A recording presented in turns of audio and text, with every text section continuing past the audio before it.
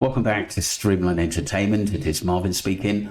I just want to go back into a article, people. This was from Tom Watling, Friday the 25th July, 2025. And I did cover this missing person, but it's quite bizarre as Duncan's been talking about it. So this goes on to say police issue appeal for the missing Brit who failed to return from Tenerife holiday. North Police say they are becoming increasingly concerned for the well-being of the missing 28-year-old. Police have launched an appeal for missing 20-year-old Brit who failed to return home from holiday in Tenerife. North Wales Police say the man, identified only as Gerallt, failed to board his flight home on the 12th of July and has not been heard from since. He was last seen leaving his home in Llandudno about 3 weeks ago, heading for the Canary Island. He is believed to have boarded a flight from Manchester on 7th of July. So that was the article. If you want to go back and see the full article, people, you can, or it's in the Independent. The mad thing about this case is that why did it take so long for him to be reported missing? And then we hear something on the missing, basically, person's Tenerife by someone called Deborah, who manages, technically, who's head of putting articles out of missing people found. But there's nothing on it. We don't know what state he's in. We don't know where he'd been, whether his family went out there to find him. No update by British police. This is really, really concerning. And after obviously listening to what Duncan said earlier, I agree. There's something not quite right about these cases. It's not the first one where we've just got someone's first name and we don't know who they are. We've just got a picture of this random person who turns up, and there's one article in a newspaper saying we're concerned about this person, and you hear nothing for weeks, and then it comes on the Facebook group that is classified as private information, maybe that Gerallt didn't want to share where he'd been or what he'd been doing. This is really, really concerning, people. I just want to go into a little clip by Duncan on this. I think it's quite important. He's alive.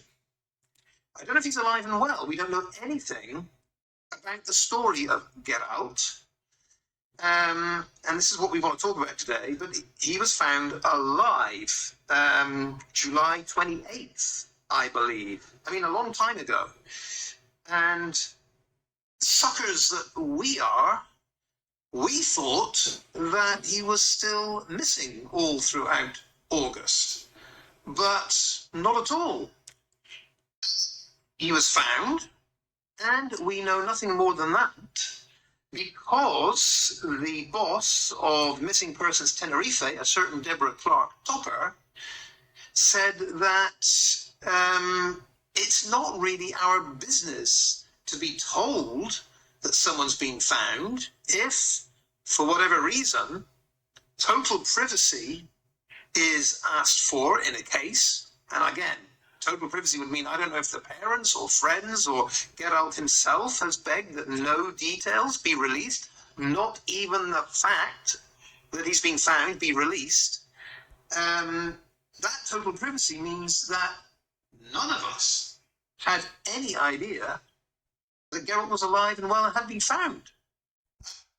That was by Duncan. Do go and subscribe to his channel.